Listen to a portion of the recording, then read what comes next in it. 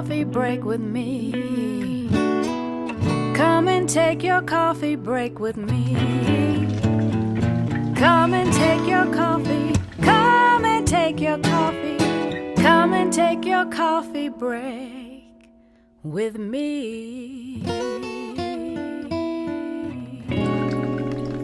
Hello, everybody, and welcome to this week's edition of Coffee Break with Candace and David. I'm your co-host, David Marino, and today we are at Austin Angels, where my guests are Sarah Hale, who is the executive director of Austin Angels, and then we have Stevie Brizendine, who is a case manager for the organization. First of all, thank you very much for meeting with me today. I appreciate that. And I wanted to talk about Austin Angels for those who don't know about it. Can you talk to me about how the organization started and what your actual mission is? Yeah, absolutely. Thank you for having us. We're so happy to be with you and to be with you all. Austin Angels was founded back in 2010 with a group of girlfriends that decided we want to give back. We want to do something in this community that matters. And so they would send emails, because back then that's how you communicated, was group emails, and invite people to volunteer with them once a month. And this might have been doing meals for the homeless or maybe serving veterans. And our founder was in home sales. And so she ended up selling a home to someone that was in social services and invited her to a conference. And at this conference, she sat in on a session with a family court judge. And the judge told a story about two little boys that were in foster care. And both of them had very similar stories. They'd been in a similar amount of placements, both entered care at age 2, and both of them were at risk of aging out at 18 from homes. And one of the little boys actually was adopted a week prior to aging out. And his caseworker showed up and said, "Your daddy's on his way. You've been adopted." And he said, "What are you talking about? I'm almost 18. I'm not being adopted." And he said, "No, your dad's on his way." And his dad got there and pulled up and said, "I am so sorry it took me this long to find you. But I'm your dad, and I'm going to be your dad for life." And this little boy went on to open up a foster support agency in Texas. He reached his fullest potential, and he continues to serve to this day. The other little boy, however, was not adopted. And when he turned 18, he started walking, and he just kept walking. And his life felt so hopeless to him that he found a freeway and fell in front of an 18-wheeler and took his own life. And at the end of this very powerful talk, the judge says to the crowd, "Not everyone's called to foster, and not everyone's called to adopt, but everyone can help a child in foster care." And at this moment, our founder, Susan, felt the weight of the world fall on her shoulders, and she just truly felt the whisper of God tell her, like, this is now your burden to bear, and you will serve the foster community. So she called her girlfriends and said, "Guess what? Now we support foster families exclusively." And from there, the Love Box program was developed, where they found a home that had a mama. Mama Esther had 6 teenage boys in the home, and they all were pretty tough cases. And once a month, they showed up with a love box. And they wrote a note to every child every month telling them they were loved and they mattered and they could get good grades and they could succeed. And these boys started improving. They started attaching. They said, "I love you" for the first time. They had their birthdays celebrated for the first time. And Mama Esther said that the support she received was unlike any other support she'd had. So with that initial family served, the Love Box program was born. And Austin Angels started focusing just on that. And eventually we had the Dare to Dream program launch, which is a mentorship program. And we can tell you more about that later. But that's kind of a long-handed version of where Austin Angels came from. So you started very small with this mantra that you said. Yes. And then it has become so much bigger than that and such a big organization in the community. For both of you in both of your jobs, what kind of stands out for you? I'll start with you, Stevie. You know, working for this organization, you actually started as an intern, right? Right. What is so important for you about being a part of Austin Angels, and what kind of led you in this direction when it comes to your career? Yeah, excuse me, I actually did 2 internships with Austin Angels because I just couldn't get enough of it. And I was like, I'm coming back. And I knew I wanted to work here from the moment my first day, I knew that this is where I wanted to be.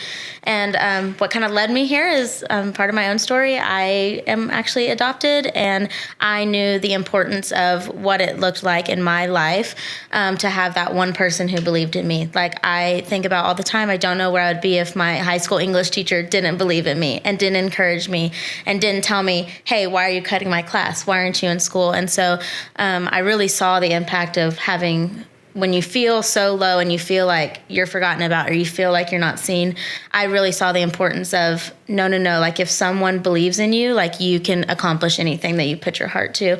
And so that kind of is really what led me to Austin Angels and what made me, be interested in foster care. I went to school to be a teacher to start out with. And then I kind of was just like, wait, no, like, I care about foster care. What am I doing? And so it kind of led me here. And then when I found Austin Angels, I kind of just said to myself, someone figured it out. Someone figured out the solution to all of these problems that I care about, and how do I be a part of it? And so, yeah, I knew that day to day I would be able to be a connector. I would be able to connect people with the support or community that changes lives. And that's kind of my driving force and what led me here. And Sarah, what about you? Yeah, I have worked with nonprofits through event planning and fundraising for about 10 years. And when I heard about Austin Angels, I was actually in Spokane, Washington, and a chapter had launched there. And I heard about this programming and I thought, oh my gosh, this is it. This is actually going to help people, because the focus is on relationships. The focus is on healing the internal damage. Yeah. And when I heard about it, I just knew I needed to be a part of it. And so I actually joined the board as a volunteer in Spokane, traveled down to Austin for some training and then for a national conference. And I was like, oh no, I need to be really involved in this. And so thankfully my husband was on board, because we moved the whole crew down here so that we could serve in this way. It's just a very different approach to healing. Yeah. Because it's dealing with the internal, the heart stuff. And we know now as a society how the brain works a little bit better than we ever have. And when children go through trauma, you could probably speak to this more than me, but their brain synapses go a certain way, and that child believes this is how the world is. But when they are loved, when they are held, when they feel safe, those synapses say, wait, this is new. And they start to heal and they do better. That's what Austin Angels wants, is that these kiddos deserve to live to their fullest potential. Every child that doesn't have a loving, supportive adult in their lives, the world misses out, because they don't have the tools they need to become who they're meant to be. And so every child that we miss out on their strengths, their passions, and all that they would accomplish. So I foresee this really changing the trajectory of our society as a whole, because we're taking care of the kids that need the help. I'm walking around your offices. You see pictures all over the walls of the kids that you have assisted and helped. Can you talk to me about how you connect with them? Like, what is the exact way that you help some of these children? Are they all foster kids? Or are they not in the foster program? Like, who are you reaching out to? How do you get connected? Walk me through that process. Yeah, actually, I'd love for Stevie to talk about it, because it's a real community-based approach. Yeah. And as the case manager, you deal with that directly. Yeah, definitely. Yeah. So our main focus is serving kids who are in foster care. And so they are referred to us for either a Love Box program, which is the entire family is being supported, or they're referred for our mentorship, our Dare to Dream program, which is that youth getting that one-on-one mentorship time. And they are referred to us usually through a caseworker. Sometimes it's the caregiver who's referring. Sometimes it's a family member that sees that they could use support. So referrals kind of come in from all different angles, but they're always in foster care. And from there, it's kind of about getting them in our program and getting them supported. And the support looks different for everybody. It's not I always tell volunteers, it's not a one size fits all. Like, that's impossible. Some families need that more financial support and dish soap. We have families that have 12 teenagers in their house. So you can imagine they need dish soap, they need laundry soap, they need toilet paper. Like, that's just a lot to buy every month. So, and then some families are like, I've been fostering with my husband for 3 years and we haven't been on a date night since we got our first placement. I'm not married, but I know date nights are important. You can probably agree with that. Yes. And so it's like, okay, let's get you a love box leader who will come in once a month and babysit for you guys. Bring some pizza and board games and play with the kids while you and your spouse go out. So the support looks different in every angle, but it's a matter of, okay, this new person who's not my caregiver, they're showing up and they're loving me. And then a mentorship, of course, a youth is one-on-one, a person that comes and picks them up twice a month, and they're going to do interest-based things. So if the kid really loves soccer, maybe they go to a soccer game together and wear their favorite jersey and get a hot dog and nachos and just spend time together. And the youth knows, I don't know what's going on in my life. I have court, I have therapy, I have doctor's appointments, I have school, I have family visits, all these things that are going on in their life, but they know 2 times a month their mentor is going to show up, they're going to do something that they want to do, and all the attention's on them, which kind of sounds weird, but that's the point.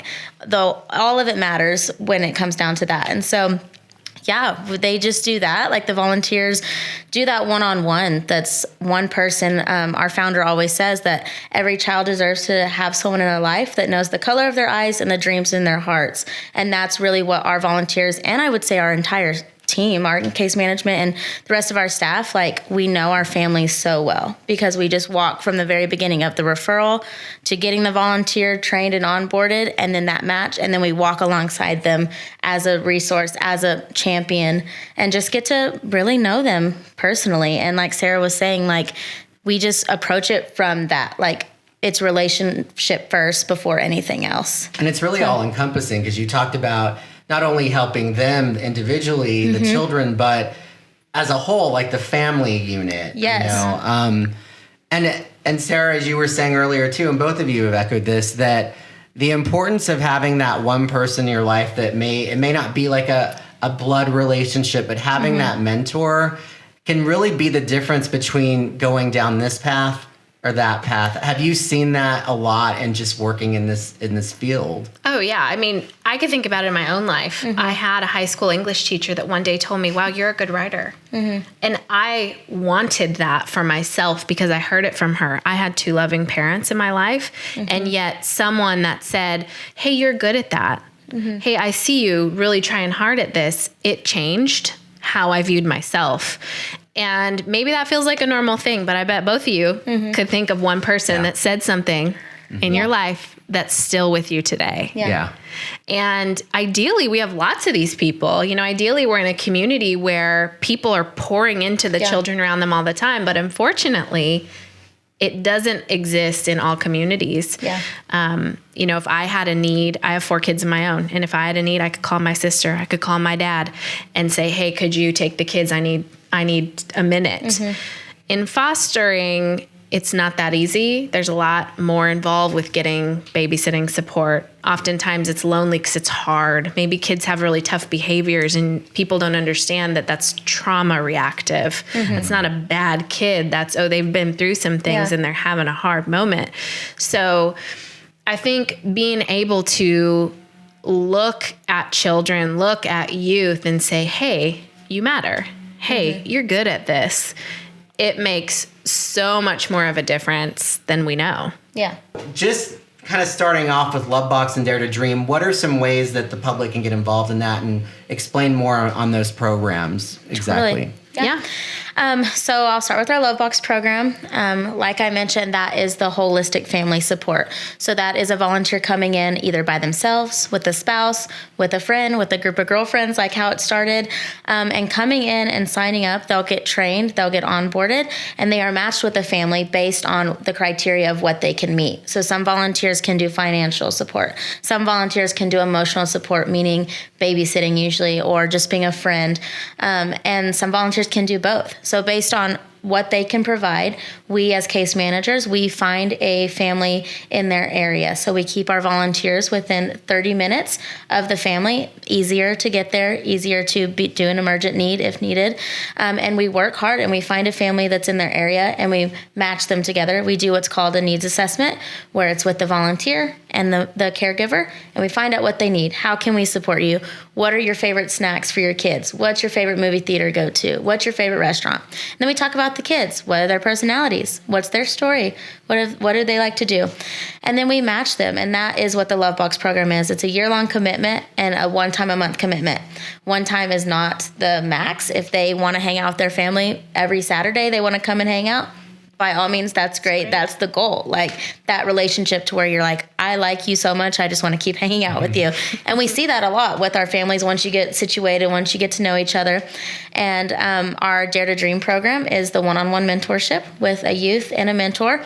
And same kind of process. We train them, we onboard them. We find a youth who is in the same thing, 30 minutes away from them. Same thing, 1 year and 2 times a month commitment. So 2 times a month, kind of like what I mentioned earlier, 2 times a month, the mentor is showing up, spending time with the kid, doing fun activities or helping them get a driver's license, teaching them how to cook, different things. Like we do focus on fun stuff, but we also encourage our mentors to do things that are going to help that youth thrive in the real world. One of the things that's on your wall here is a map of the United States. Yes. And it shows like how you're spreading out across not only the state, but the country with this program. Mm-hmm. Can you speak to that as well? Just how the program continues to grow and what you're seeing in terms of that? Yeah, absolutely. We just love geography, so we like to have maps up. Just kidding. Just kidding. So Austin Angels did start here in Austin with our founder, but she was on a couple of podcasts, and obviously those go out all over the world, and the phone started ringing. Like, foster care is a crisis in our town. Can we have the Love Box program? Can we have the Dare to Dream program? And it was this moment of, can we do this? Can we serve children, youth, and families with Love Box in Seattle? I don't know. And so a woman in Amarillo actually said, hey, I'm willing to give it a shot if you'll work with me. And so that's exactly what we did as an organization. We worked with her to launch Amarillo Angels. It went incredibly well. And so from there, we opened up chapter applications for a while. And we currently have 22 chapters, including here in Austin. We're in 16 different states. And we actually had to push pause on our application process because we realized, like, oh boy, we now have a goal of serving every child in foster care in this country. We want to have a chapter in every major metropolitan area in our lifetime. And that means we better make sure we got this right. So we pushed pause, and we've developed some really great internal documents to support chapter growth. And as far as like heading now into the Christmas, season, is there anything specific you're doing to help out those foster families or foster children? So we make Christmas a big deal around here. Christmas and birthdays we want to make so special for all of our kids and families.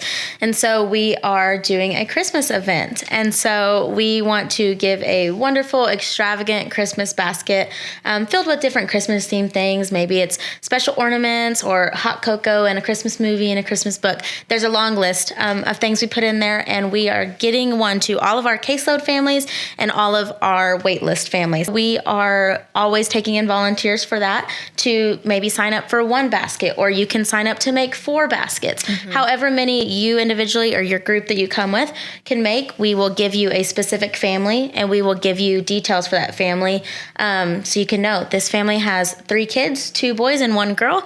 This is what they like, and have at it. And you get the chance to make a specialized Love Box, but it's in a basket, however you want. Love basket. We probably should have called them Love baskets. Yeah, Love basket. But they're holiday baskets. Yes. Maybe next year. Yeah, we'll throw that idea out there.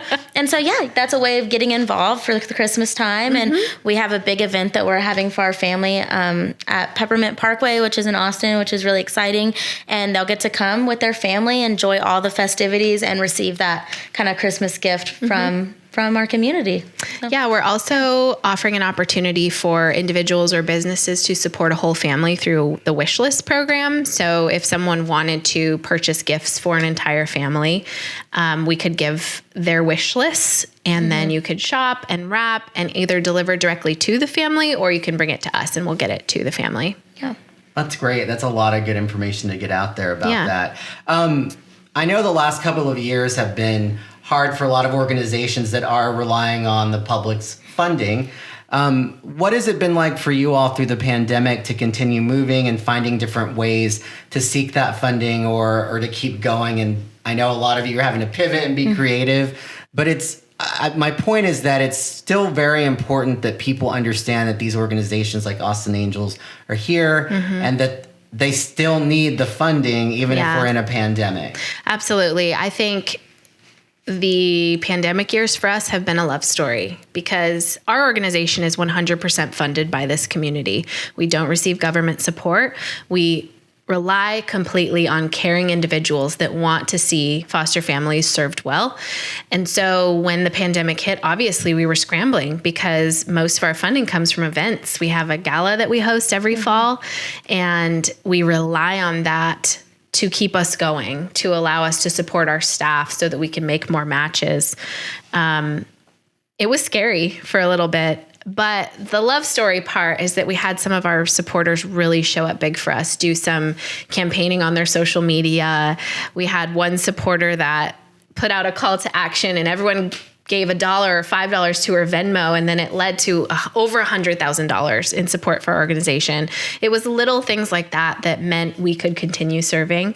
And so we just kind of put our foot to the gas and said, we can't give up now, we can't quit, and continue to make those relationships in the community and reach out for support. And instead of a gala, we do a 3-day give-a-thon, which is kicking off on Giving Tuesday, and it runs for 2 more days. So 3 full days of giving where we're just asking the community to open your heart, open your wallet, and support the work that we're doing. When does that run? It runs November 30th, Giving Tuesday, through December 2nd this year. And we'll have tons of support on our social media. We're hoping for a couple large match donors to jump on board so that all gifts are doubled. And we just hope to see this community once again rally around the work we're doing and support these families and these kiddos so that we can continue to serve them.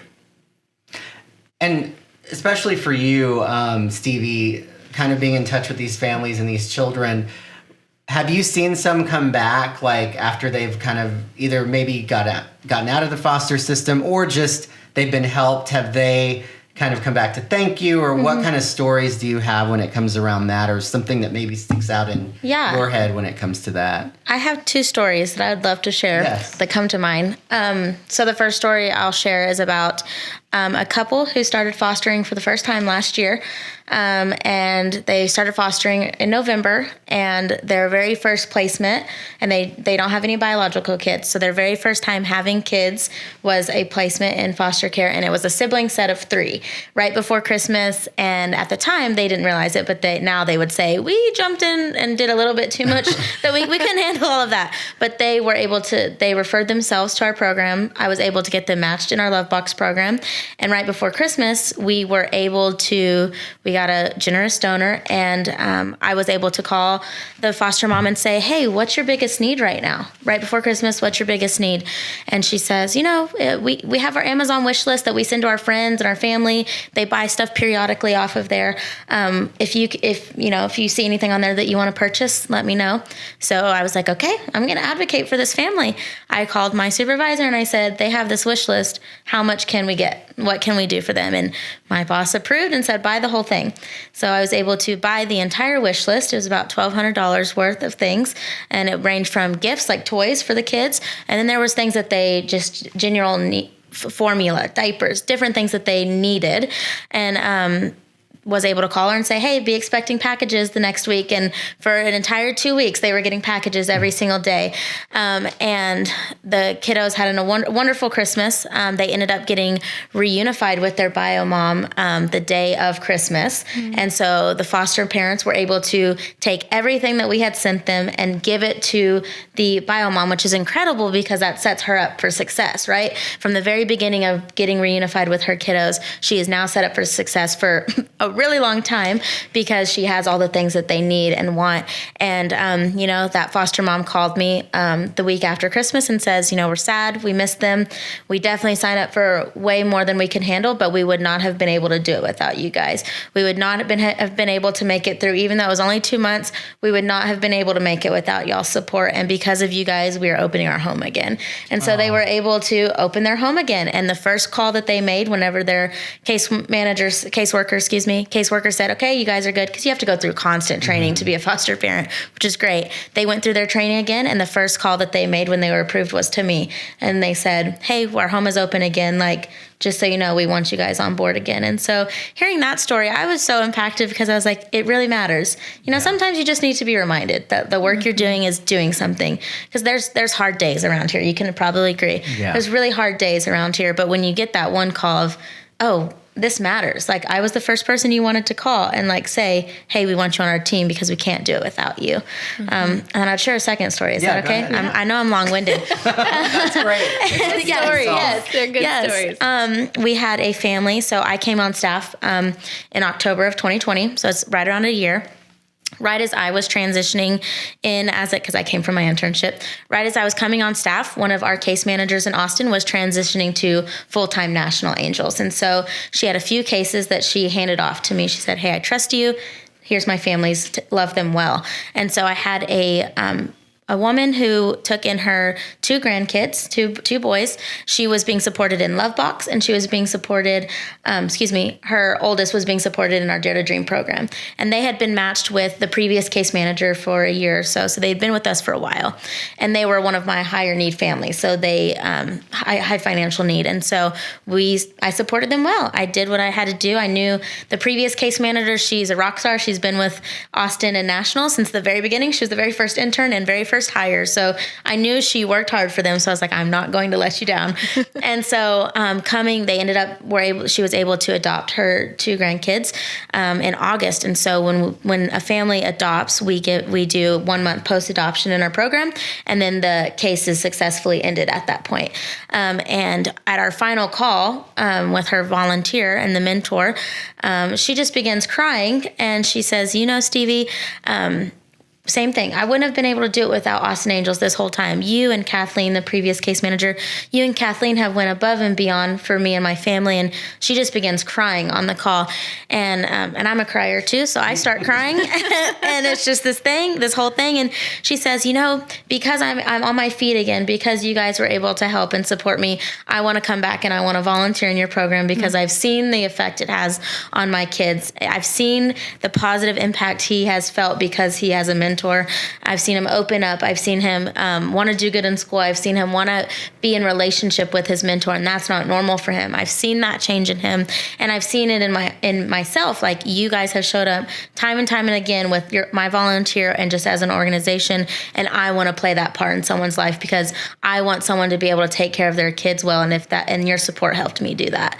And it was just this emotional moment of I'm just crying, and she's crying because it was just so special. And so I would say those two stories are the first things that come to my mind. That's awesome. Yes. It's so good to see that it continues to grow with, people helping them, wanting to help even more. Yes, absolutely. Yeah. So where are we going in the future with Austin Angels? What else are you seeing in terms of areas that you can grow, or is there a specific spot that you're looking at that you want to grow?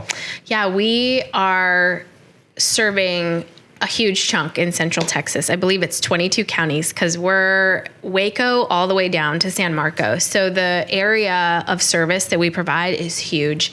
And as we have the funding, we can add more case managers that can continue to make these matches. So my deepest desire is to see every child in Central Texas matched with either a mentor or a Love Box group, because that will tell me that families are receiving support so that they can keep their doors open, so that they can continue to foster, so the kids aren't having to bounce from house to house to house. And for our organization, we just hope for that steady growth so that we build an organization that outlives me, so that we're still serving kids in 10, 20, 30 years.